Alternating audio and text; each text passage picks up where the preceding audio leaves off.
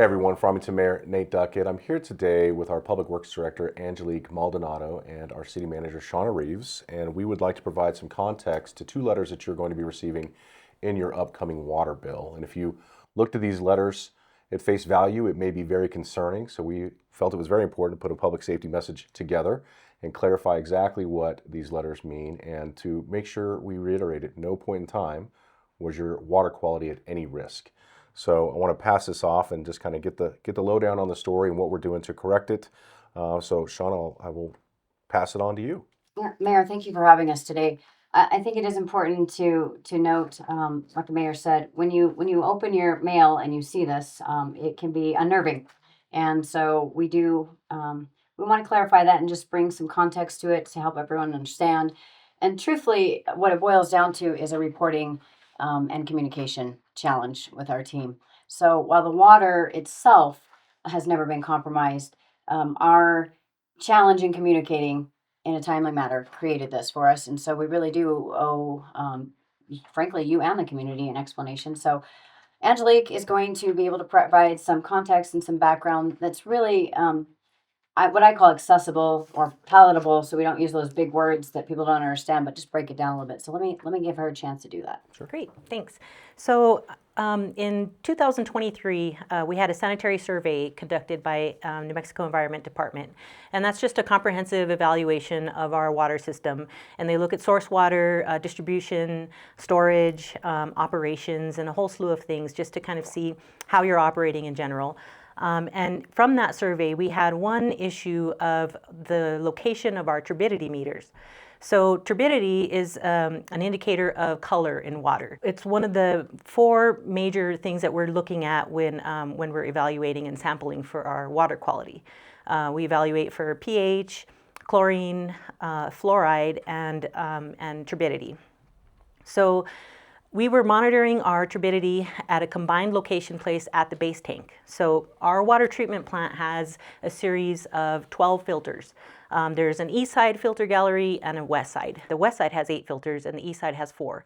The unique thing about monitoring for turbidity is NMED likes you to have a really good location that can be representative of the filtered water. Because we were filtering at the base tank, it was combining all of the water before we were gauging for turbidity. So NMED asked that we change the location of that turbidity meter. Because we were going through the process of upgrading the water treatment plant, we requested an extension to have some time to actually relocate that turbidity meter. So we got the extension till September of 2025. During the course of that time, we were, upgrading the plant. We did a series of pipe and pump rehab and replacements.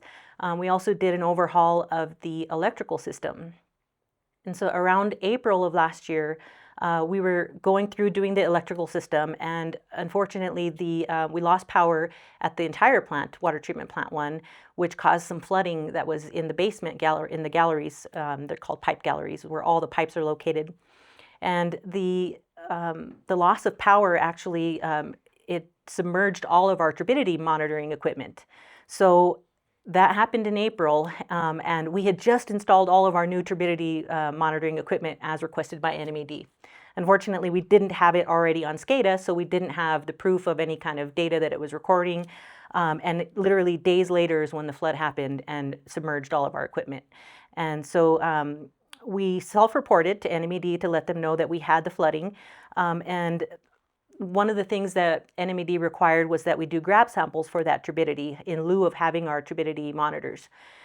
Those grab samples are only allowable within 5 days. But since post-COVID, we had a lot of issues with trying to order equipment and pumps and any kind of turbidity monitoring equipment, had some lag time before we could actually receive that equipment.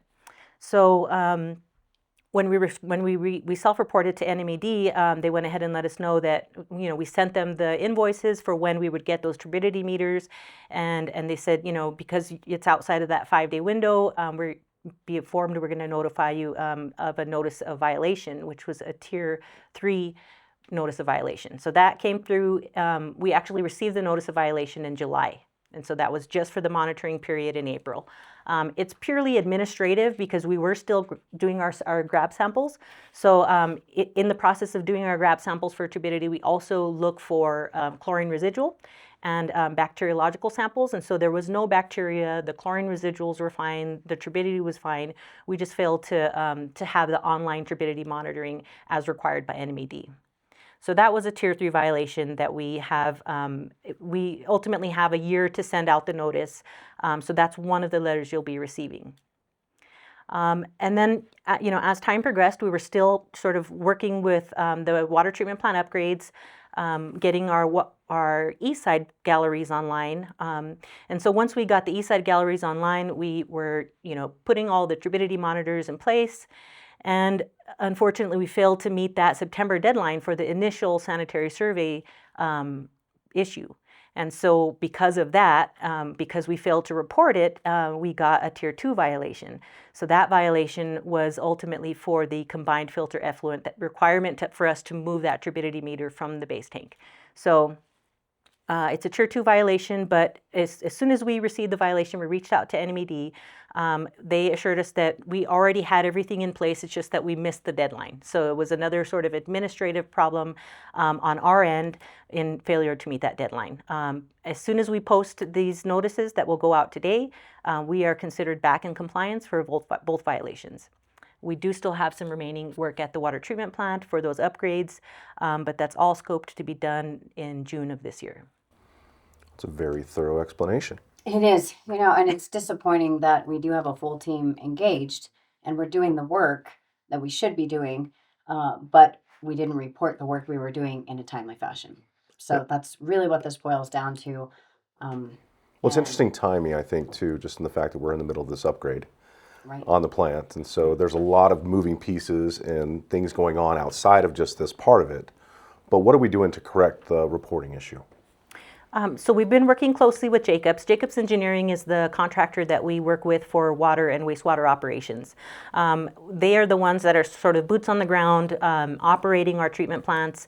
And so we've worked closely with them and their compliance team to ensure that we've got a clear channel of communication for any time that any kind of instance like this comes up, that not only are they aware of the deadlines that are required, but also us internally with our City of Farmington staff.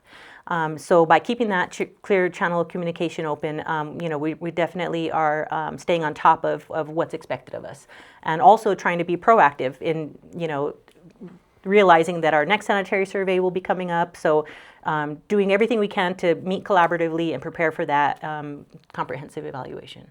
Okay.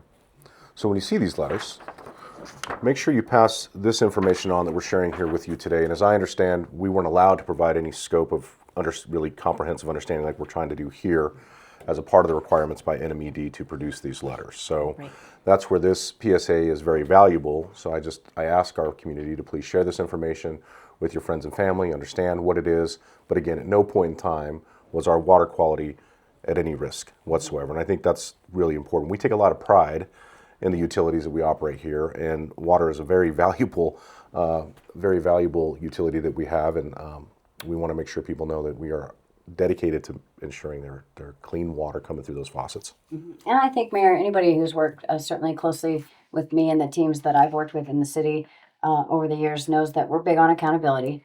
So this is a difficult moment for us because, you see these and maybe you don't read further, or we're all very busy. I know I don't read things all the way.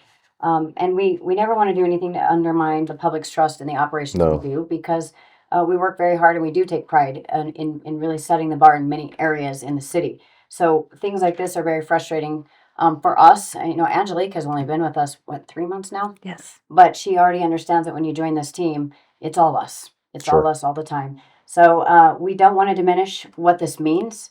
We just want to make sure that people aren't worried about their water quality. We need to step up our game a little bit more in reporting and communication, but our operations and the care that we take to ensure we have good, clean, healthy water has never wavered. So Absolutely. And Jacobs has been our contractor, for the utility for many, many years.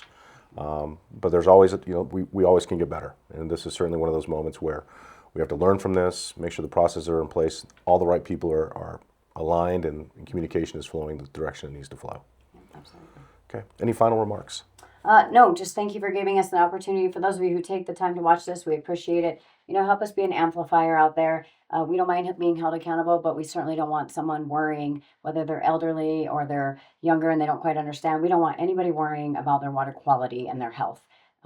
We're happy to be accountable for communication. So thank you again, Mayor. Thank you all for taking the time to tune into this important information. If you have additional questions, please contact Philip Johnson, and you can also check out the City of Farmington's website at farmingtonnm.gov.